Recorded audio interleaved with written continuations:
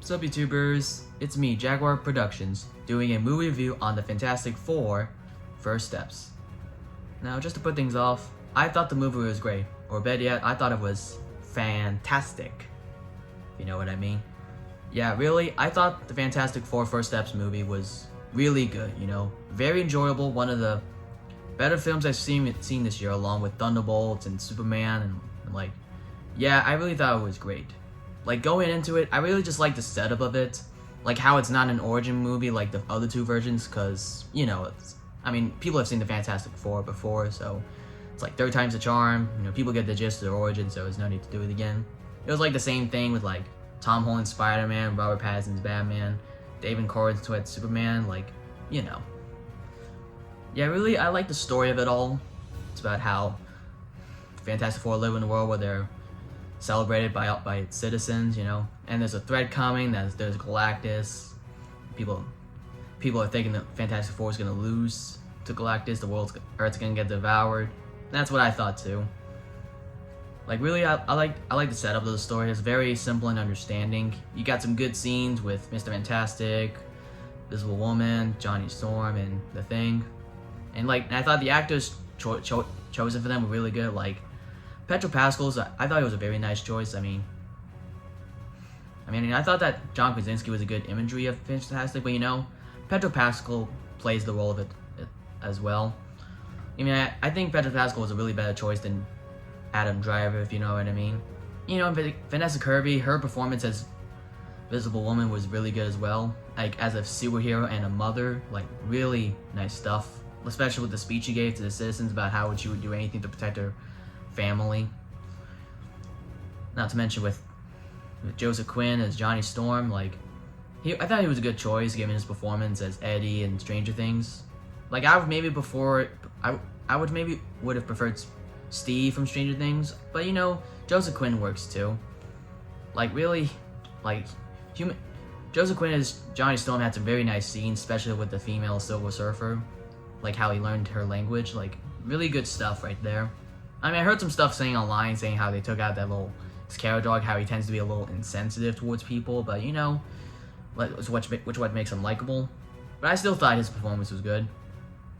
Not to mention with Ebon as the Thing, like, that was good too. Like, I really loved the design of the Thing, you know. You had a good amount of CGI effects and practical effects, like with the Hulk. And you know, I thought he looked a lot better than the version from the 2005 Fantastic Four, like, a way better. Like, that version of the Thing is the kind that would take on the Hulk. Not to mention, what was cool is that you actually got the Thing wearing a suit instead of his shorts. Like, that was a nice change of pace. Like, I was expecting his suit was going to be somehow torn throughout the point of the movie, like around the final battle, but you know, still looked very nice. Not to mention, of course, with him having a beard, that was a cool addition as well. I mean, I guess it makes sense. I mean, he is kind of human, you know, humans grow facial hair even, so yeah. And of course, the scene where he says, "It's clobbering time." Like, honestly, that was a golden moment.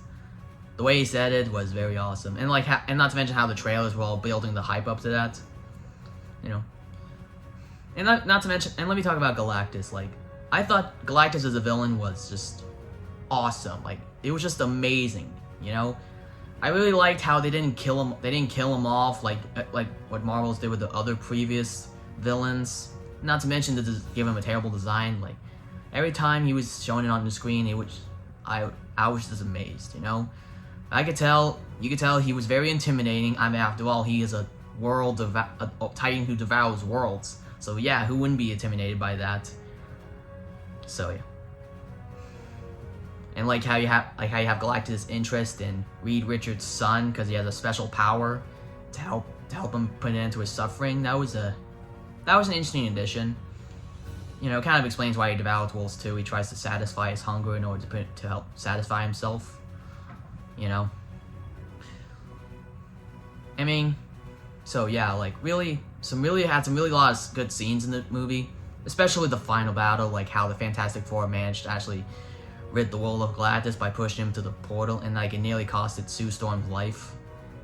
Like, that was very nice to see. And you have Franklin Reed save his mother.